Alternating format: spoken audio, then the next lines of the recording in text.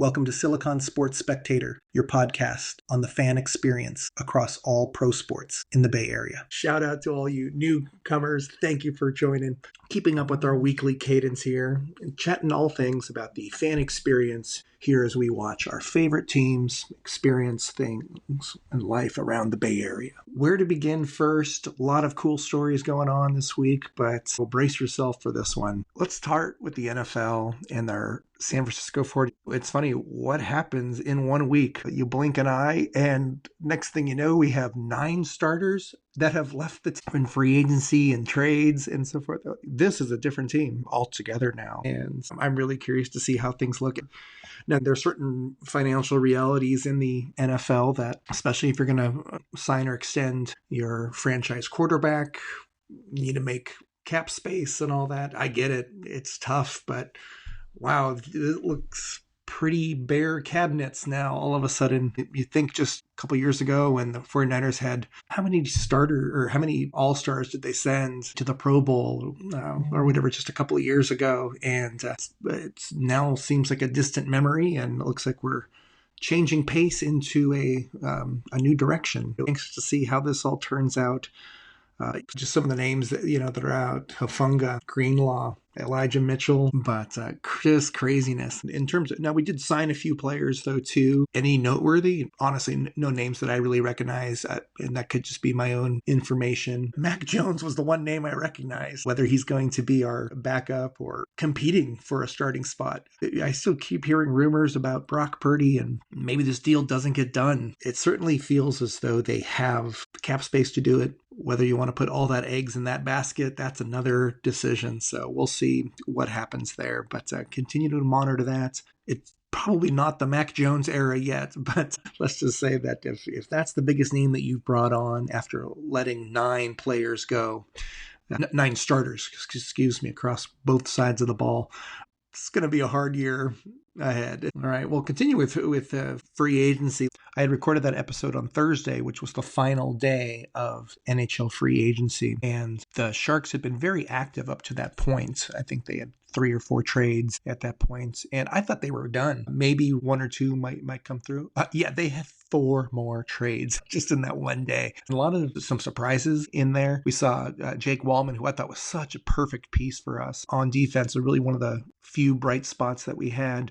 But we had him traded away for a first-round pick. Just to put things into perspective there too, is we signed Jake as a free agent, we traded for him, but what we traded in return was future considerations. So really kind of just picking him up off the dust heap, and he was such a great fit. But to turn that into a first round pick, I do not fault GM Mike Greer at all for making that move. So I really wish Jake Wallman the best, and hopefully he'll make some noise in the playoffs with his new squad. A couple other names on the move. Kunin, I think we got a second-round pick for him and a prospect. Zetterlund, this was the one that I was really surprised by. Zetterlund, young piece, and I saw a lot of people were upset by this trade. I can understand that, too. We thought he was going to be one of the young pieces that we were going to build around, too. He'd been our second line, got some good power play time, and was very streaky, but all in all very successful, and very well liked in the locker room. And a lot of people on the team even voiced their sadness that he had been traded on. This is an interesting one too, because I think we got a second round pick for Zetterlund as well as prospect. And I don't know enough about it. This was a trade to Ottawa, and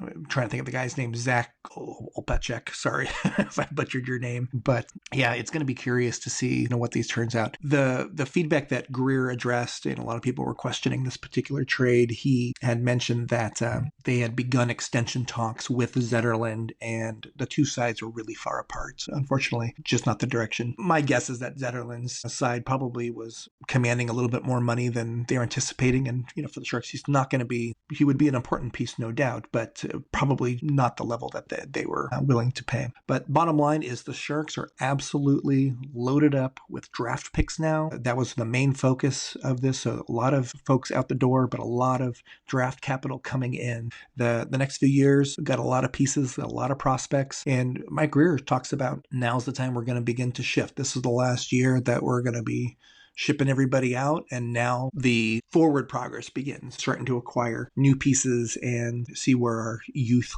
ends up. So it's an exciting time. And I think it's the right plan at the right time. And let's see what he can do. It's, I think he was very successful in getting us all this good draft capital, building up our farm system. And now let's see what kind of talent we can attract into the Bay Area to base, to set around our youth. One other curious point about free agency that surprised me a little bit, I think there's a good explanation for this, is one of the trades that we made, of course, was setting out Vitek Vanacek, our backup goaltender. And my initial thought was, okay, here comes Askarov, our star goalie from the juniors, and this opens up.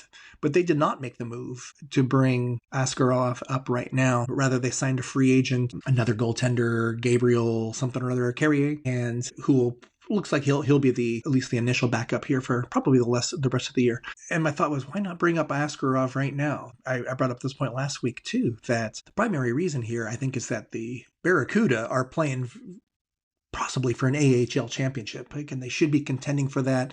A lot of these pieces that we got that we got here at the trade deadline and so forth is more to beef up that Barracuda roster more than anything in their playoff run. They're playing for something, whereas the Sharks, of course, we're just playing for experience at this point. Well, tonight, Thursday the 13th of March, the Sharks have an exciting game. They're playing the Chicago Blackhawks. These are probably the two bottom feeders of the NHL right now. But it's really curious. I'm really excited for this match for a couple of reasons. Of course, the headlines will talk about the Macklin Celebrini versus Connor Bedard, the last two first overall picks in the last two NHL drafts, two highly touted prospects and who have really impressed the league so far in their very young professional careers. Bedard, of course, coming in with the highest of expectations, won the Calder last year as the top rookie in the NHL, and his productivity this year has remained pretty consistent, from last year. Some definitely good highlight reels and so forth. There were some complaints even that maybe he hadn't taken a big enough jump in a single year, but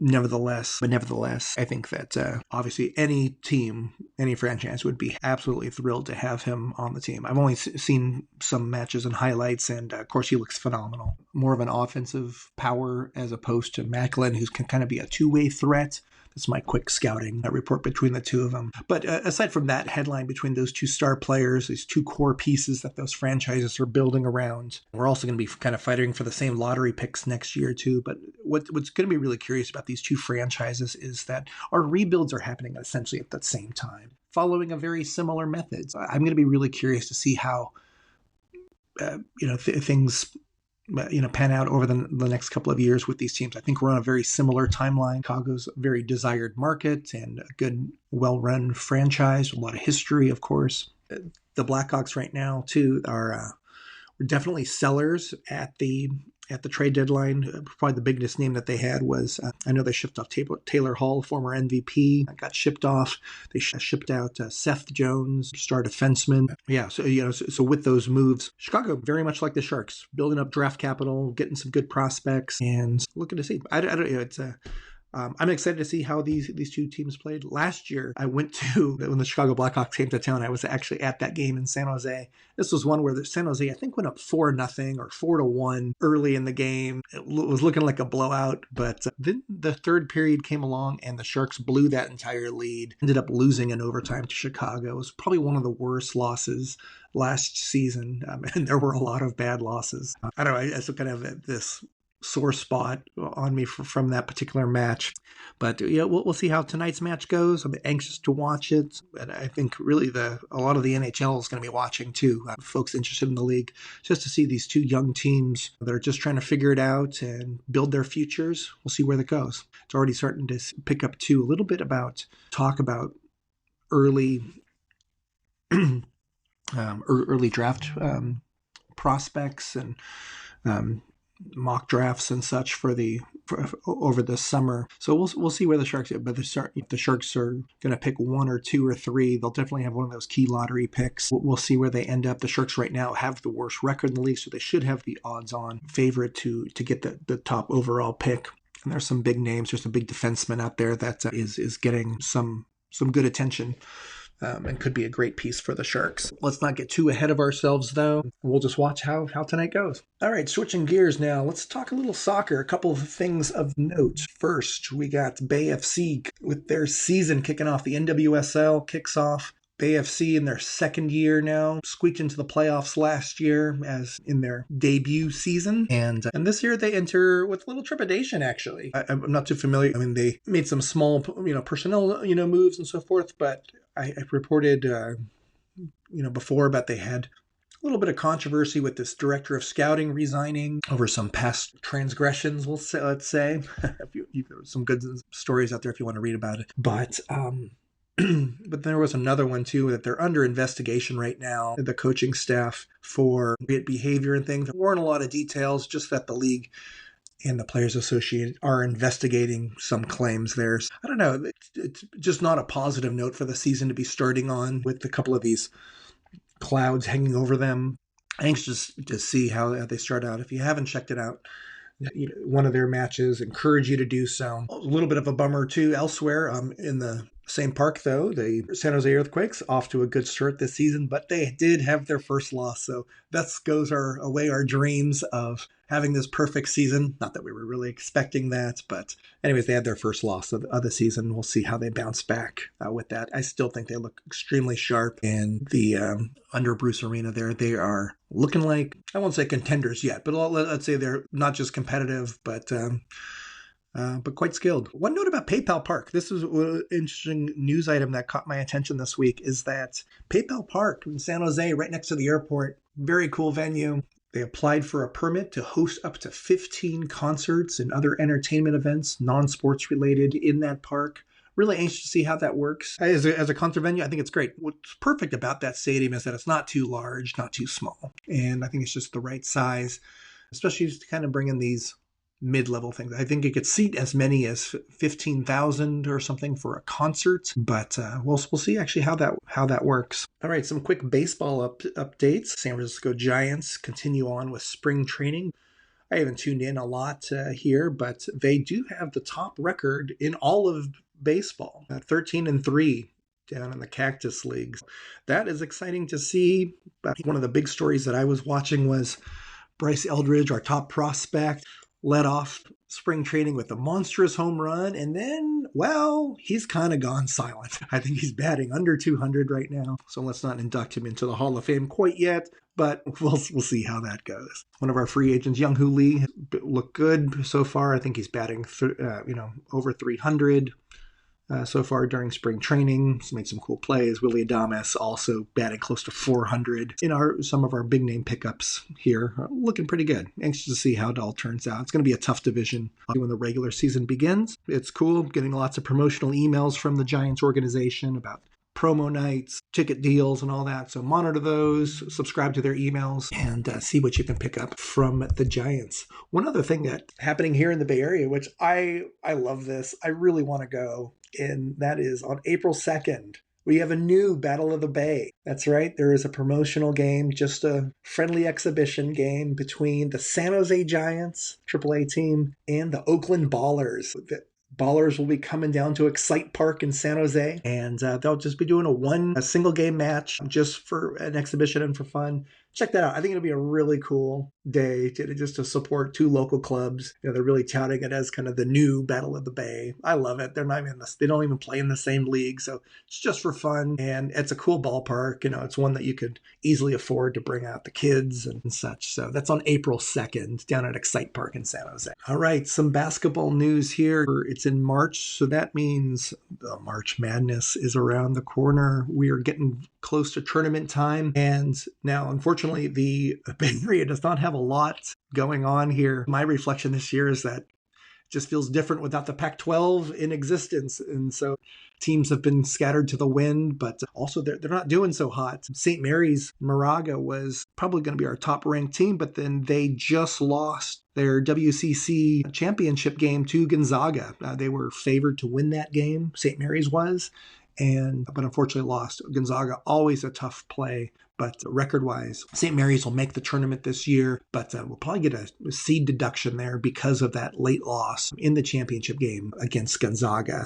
Too bad there, but certainly rooting for the Gales and St. Mary as they enter the tournament. They've made some noise before in the past, but I always joke when I fill out my bracket and they're in there, I kind of pick them out of an emotional thing, and they tend to let me down from a tournament stand pick. But I don't know, this year, perhaps getting a lower seed could benefit them and help their route a little bit. So we'll see how it goes. On the women's side, I think the Cal women are really probably the only team they're going to get in. I was amazed that Stanford, again, just a couple of years ago, won a national championship on the women's bracket and have always been a big power contender. They're probably not going to make the tournament this year, which was a little bit surprising. But congrats to the Cal women. And see how they do. I think it's all assured that they'll get in. All right, last letter, just on a basketball note. I won't dive too much into the Warriors other than just to say they're looking good. I want to share a love letter to Steph Curry. He's been on my mind lately, not only for his great performance on the court, but he's been showing up everywhere in my news feed for non-basketball things. And I really wanted to commend him and congratulate him for his successes there. Some of the notes here that he recently announced that he is an investor in the Unrivaled Basketball League. That's the women's 3-on-3 tournament or basketball league. Looks pretty cool.